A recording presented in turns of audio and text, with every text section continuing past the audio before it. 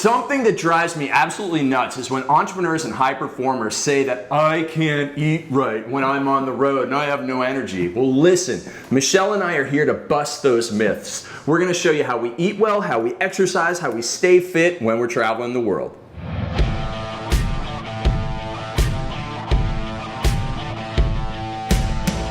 All right, Michelle, you ready to share our secrets to staying healthy on the road? I'm ready. All right, absolutely. So, can I have some? Oh, come on. I just made this for myself. Okay, that's good. All right. So, the number one thing that we do is like you have to take care of your location and your food and then your gym stuff. So, we plan out our trips with Airbnb, right? Mm-hmm. What do you look for in the Airbnb when we're planning it out so that then we have easy access to everything? Yeah, so if you have access to an Airbnb that is close to a grocery store, that will save you so much time and energy, really, looking for a grocery store. Another great thing is if you are in the United States, there are tons of grocery delivery. So it doesn't matter if you're close to a grocery store or not, there's going to be groceries available to you. Have we tried Instacart or we use only Amazon Prime and Whole Foods? No, we've done Instacart. Publix is through Instacart. Okay. And which one do you like better?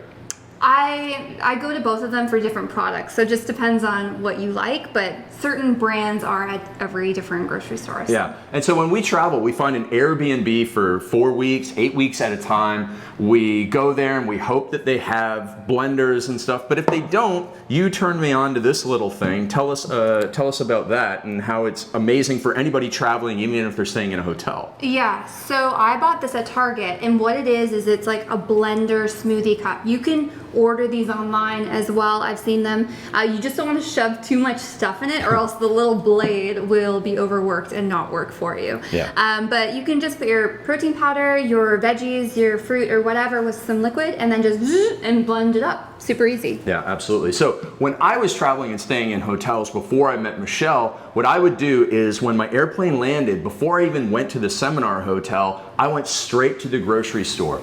So the whole point of this video is it's all about planning and preparation. When you are traveling, don't say, well, I guess I'm just going to eat at the hotel and I'm going to stay up late and I'm going to drink and I'm going to do all the stuff that everybody else does and then I'm going to go home sick and tired, literally sick with a cold or something and tired, when you can plan in advance. So first stop, grocery store, then you go to your hotel, you get the little mini fridge, you have one of these for a smoothie. Like if you have at least one of your meals is not in the restaurant and is a smoothie, you're gonna be so much further ahead. But when we were talking about making this video, you were mentioning the power of boundaries, and people just need to put in place some stops so that they don't find themselves at the bar at the hotel or some other place at 11:30, 12 o'clock at night having eaten poorly and then having to get up at 6 o'clock the next day. So what's your advice on that?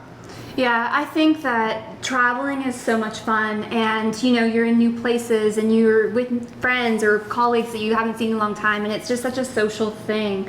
But I think, for me at least, I have been traveling for the last 10 years and 5 of those years have been with my corporate job.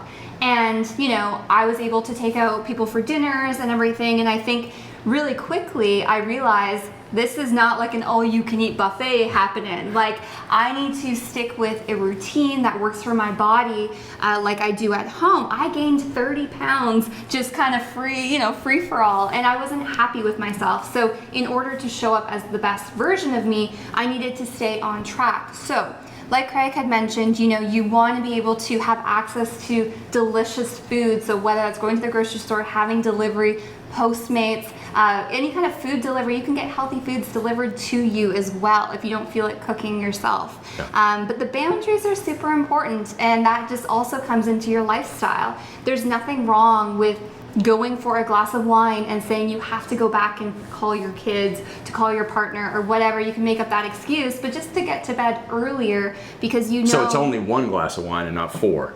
Yeah, it's 1 glass of wine, and if you're enjoying, sip on it and maybe order a, water with a lemon or something like that and have that in between so that you're not glass after wine after glass after wine, because I understand how it can just be you're in the zone and you're having so much fun. And it might feel like a vacation to some people too. It does, especially if you're traveling to different cities all the time. There's a lot of newness happening, but it's just about remembering what makes you feel really good and knowing that you got to be in bed by 10 o'clock if that's what you tell yourself in order to get up at 6, hit the gym, or do whatever you need to do before you go to your meetings. Yeah, absolutely. So I was coaching one of my clients. His name is Brennan. He's a CFO. He's a fractional CFO for a lot of tech companies. And he recently went to a conference, and normally what he would do is he would stay out till about 11 o'clock, then come home and turn on ESPN. And the next thing you know, he was totally exhausted for the 7 a.m. breakfast meeting. So we did exactly what Michelle suggested. He said, I got to leave at this time, and he did that. Now, when I'm going out and I'm traveling to my events, I have what I call a uniform meal at steakhouses. Because I remember when I was young and going to a steakhouse for the first time and just ordering everything, but it totally bloated me and I slept poorly and had a terrible day the next day. So now when I go, it is no appetizers, no alcohol, or one drink maximum, and then steak, baked potato, and spinach or broccoli. And that's it. Listen, you're there, you're enjoying the experience, but it's not all about the food, it's about the people that you're with, and then having the boundaries and remembering what you're really there for if you're there for a work trip. If you're there on vacation, party on, have the taco chips and guacamole and margaritas, but if you're there for work, you have to have that focus. So we've laid out our Airbnb plan. We want to have a spacious place, close and convenient to the things that we need, and then we make sure that we get our groceries delivered, we stick to our plan, and then in terms of gyms, there's a couple of options. One is that we seek out a personal trainer whenever we travel, right? Yeah, so we ask friends for referrals, we go on Yelp, we find the best gym, and then we go to the gym, we try it out, and then we ask the manager for the best trainer for our specific goals. And that's the number one thing that you can do. The other thing that you can do is you can go to my YouTube channel that has all my workouts on it. Some of my videos have been watched millions of times. You can do follow along bodyweight workouts in your hotel room if you need to, or in your Airbnb, or you could simply go and buy a kettlebell for your Airbnb, and that way it takes care of all your exercise needs. Michelle, is there anything else that we should tell people to think about when they're traveling to have more energy, to stay on track, and still enjoy themselves while they're going out, but not to sabotage their success?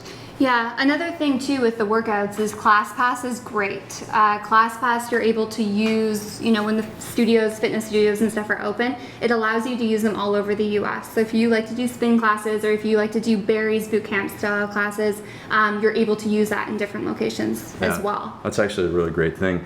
As far as also restaurants go and your uniform eating plan, you can also, there's so many people with food allergies now, you're not a bug to people if you say, can I have something without butter, or can I have this cooked really, really plain. They're used to this, they're used to that kind of stuff. So don't be afraid to customize your meals. If you want to have a piece of salmon with some broccoli on the side, or a lettuce wrap burger, and some sweet potatoes, or whatever it might be, like if they have the items on the menu in most restaurants, they will make that for you. So just know that there's a lot of people with allergies and a lot of people that have certain eating restrictions, so don't be afraid to customize your own order as well. Yeah, and here's a cool thing you can also customize, slipping into one other aspect of healthy traveling, is you can customize how they set up the beds at hotels. So you can customize your request for the bed sheets and the pillows, because we recently spent 2 weeks in Costa Rica at a hotel while Michelle was recovering from surgery,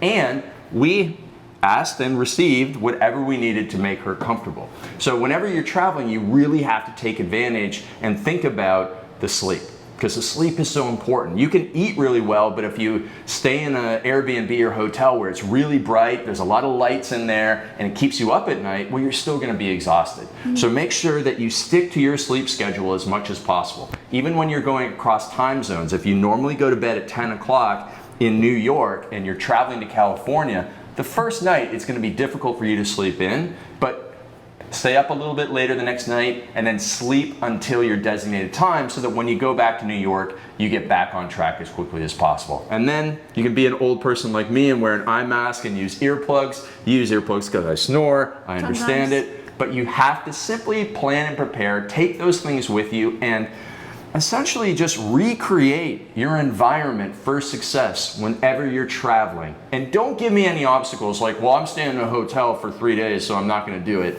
I did it for years, and I know you can too.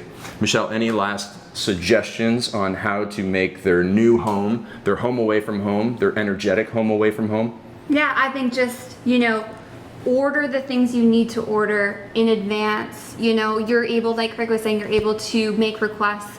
So figure out, if your Airbnb has a blender, because you can contact the host and say, hey, what kind of kitchen and compliance do you have? So you're not in reactive mode. Oh, I don't have time to do this, and I'm only here for 2 nights. Yeah. So really, it's all about planning what's important to you. If it's important to you to get your workout in, to eat healthy, and to have the most energy for your clients, then do those little things beforehand so that you're not walking into complete I gotta go spend 2 hours doing this and 2 hours doing this. Yeah. So just ask the questions that you need to ask before you get there, and you will be set up for success. Absolutely. It's never been easier to be successful when you're traveling and staying high energy on the road.